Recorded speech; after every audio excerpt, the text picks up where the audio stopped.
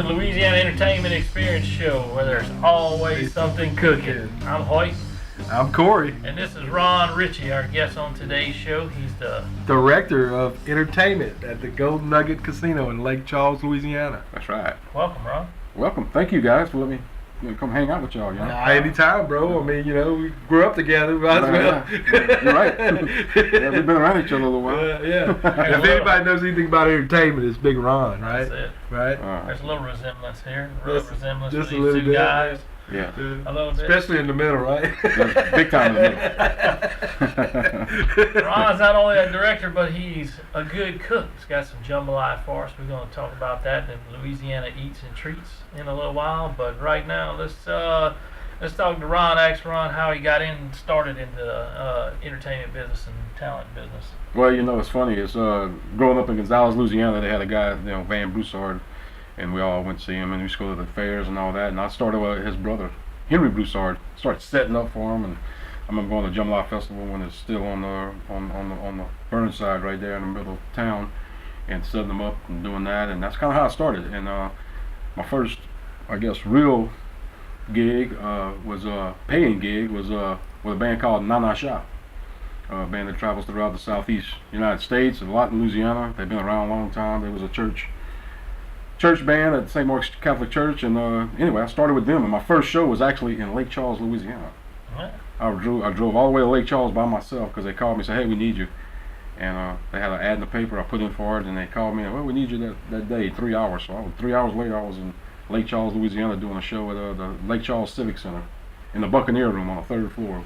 One of the head, Yeah. pretty cool deal. So that's kind of how I started with that, and then I went in with some other bands, Kane Glaze and Cousin.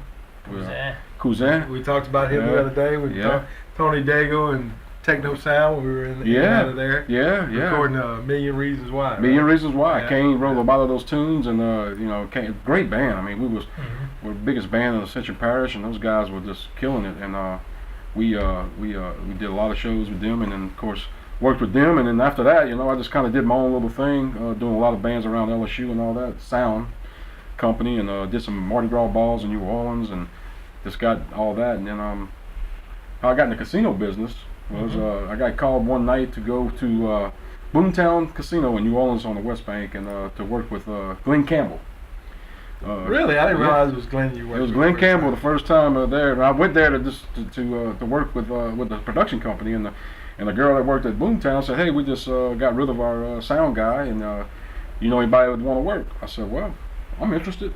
And I was working for John Fosse at the time, Chef John Fosse, right? So I said, okay, I'll do that. You were studio engineer for him, right? Yeah, I was doing some engineering for him with Mike Steen, and doing his radio show. Right. We did his radio show. Great trumpet player, Mike Steen. Yeah, Mike passed away a couple years ago.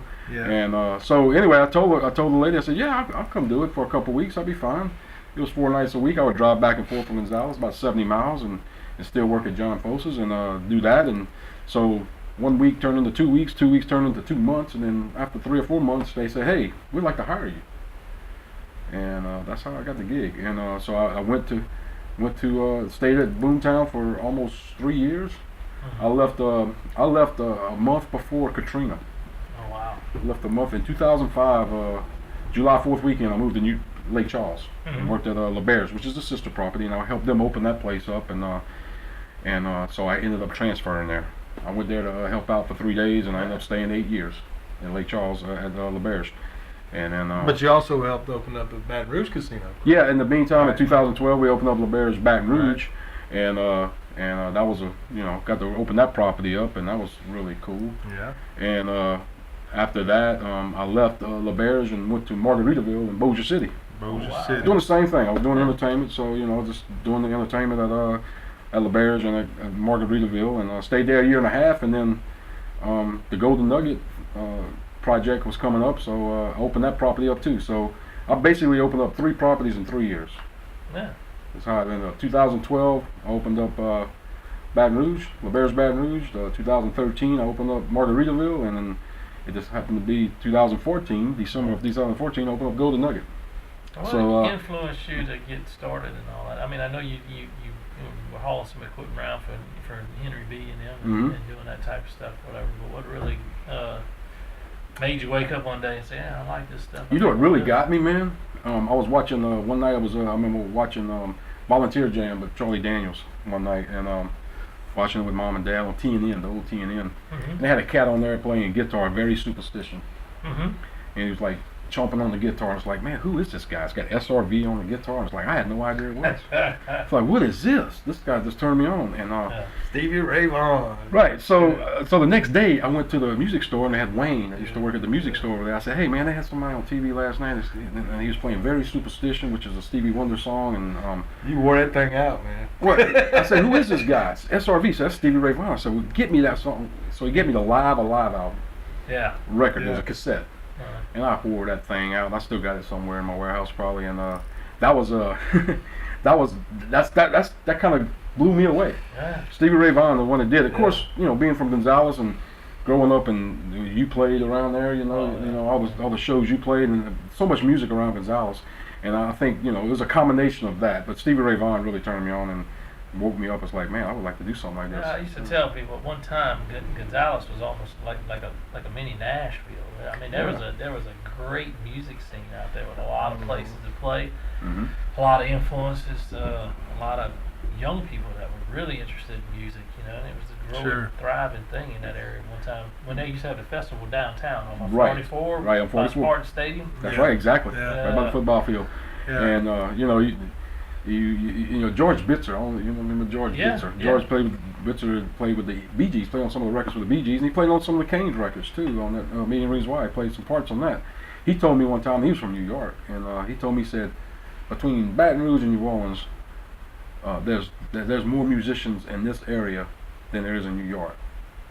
Good musicians, some Yeah. great musicians, Yeah. and we have great musicians in South Louisiana, all the way from Lake Charles to New Orleans. You can't get no better than that. Yeah, we spoke about Yeah. that in our last introduction episode. Sure. The amount of the talent we grew up with out there. Yeah. Randy Carpenter, Bush. Oh, Yeah. I think he's playing with LaRue now, and Right, that's right. man, Trey Landry. Trey Landry's playing with Brian Randy Reack, right? Randy Howes. I mean, just Yeah. there's a long Brian list. played of with Sonny guys. Landry. Well, you got Sonny Yeah, Landry, yeah, Brian Sonny Landry. Landry, Well, yeah. you also got to think, you got Big Luther Kent. Used to play. He did Yeah. 2 years Baton with Blood, Rouge, Sweat, and right there, Tears from true. Baton Rouge. He played with Blood, Sweat, and Tears for 2 years. Never recorded with him, but he was their lead singer Yeah. because Clayton Thomas quit, and Yeah. he took his place. And I remember a guy from Chicago, Bill Champlin, told me he played for Chicago for a long time, and he wrote some hits for some people. And he told me one time he was riding from Vegas to L.A. Yeah. and he asked him about Luther Kent. He knew him. He said, "Yeah, man, I noticed him one night driving from Vegas to L.A. and had this cat singing, and it was Big Luther Kent." He said, "I got to know who this is."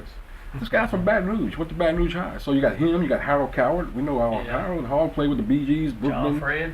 Brian John Fred. Fred. Yeah. That's right. Well, Al, when I worked for Harold out at Bluff Road Studios, Mhm.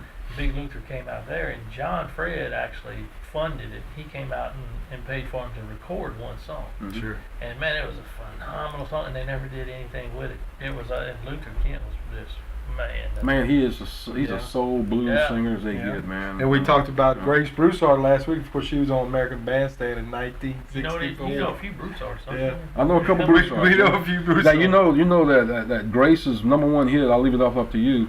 Was #1 when John F. Kennedy got shot that day. Oh, she was wow. there that day. That was a I #1 didn't song. at realize that time. that. I didn't realize Yes, that was a Wow. #1 song. And she was at the parade. Wow. She seen him before he got assassinated. She passed right by him. Dell and Grace was in Dallas that day. Wow, amazing story. That's incredible. Amazing man. story. That is. From Prairieville, Louisiana. From Prairieville, Louisiana. You know. Well, we're going to take a short break, and we want to remind you about Consolidated Artists. Hoyt, tell them a little bit about Consolidated Arts. Arts. LLC. We do websites. We do live recordings. We do recordings. Technology stuff. We do anything to do with technology, really, and PA rentals, that type of stuff for bands, live Right. bands. We're gonna get the Crow Garage going here soon, and on the show we're gonna have live bands playing in the garage outside. But that's part of it. We're gonna get all that set up. We do things on Friday nights for local football teams at high school. We use a program to capture games and replay on the sidelines for coaches. So if y'all have any need for any of that kind of stuff, give us a holler. 10-4. We'll be back in just a minute. Thanks for joining us. Welcome back to the show. Ron was telling us, give us a history rundown what he's been doing. So Ron, how long you been doing this stuff? Casino world, I've been 18 years, and then basically 30 years in the music business. Started when I was out of high school, so basically, Awesome, man. Awesome. long time. Awesome. What you got coming up over the Golden Nugget? The The Golden- premier casino in Louisiana. Yeah, it by is the a way. premier casino. Yeah, we got a lot of shows. We did 104 shows last year. We're gonna do about that many this year, and we got this Friday. We got Tracy Lawrence, February 1st, and this is like his third time playing, and he does a great job. And we got people like Johnny Gill coming in. We got Michael McDonald in the month of February. We got Johnny Lane, big blues guy, and we got Sticks.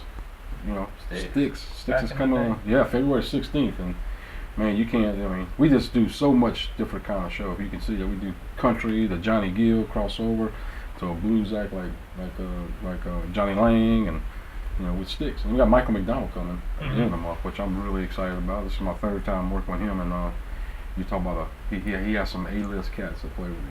Oh. Yeah, so it's really I'd good like stuff. to hear that. I'd like to go check that out. Yeah, you can check out the website, see all the entertainment we have. It's goldennuggetlc.com, Awesome. and we got a lot of shows posted up there, and we're booking more shows. So it's a full-time job. There you go. Morning full time. He's always working. Yeah. So there you have it. Our guest of the week, Ron Richey with the Golden Nugget. Laid out. Go check him out. Go check out the site. In our true form of always something cooking, Ron has prepared us a jambalaya. We're gonna try that out. We'll be back with you in just a second.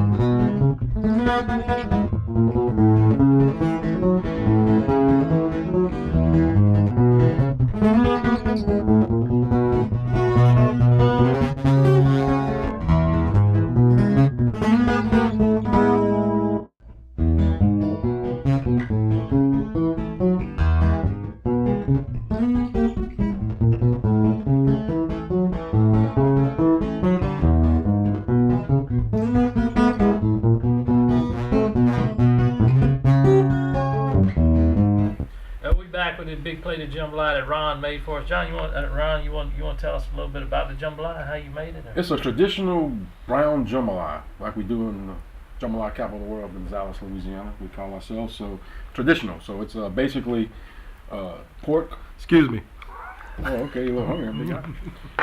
Got a little pork. Got some smoked sausage and onions, and a little seasoning and seasoning to your flavor, and that's basically it. Awesome.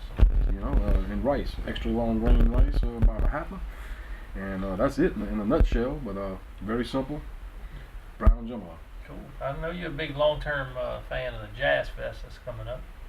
Very much. Yeah. What they got going on at Jazz Fest? You can tell us anything. Well, about Jazz Fest, it's the premier festival in America, and this year, this might be the best ever this year. I mean, I think they got the Stones there. They got the Stones. They sold out in one day for that show.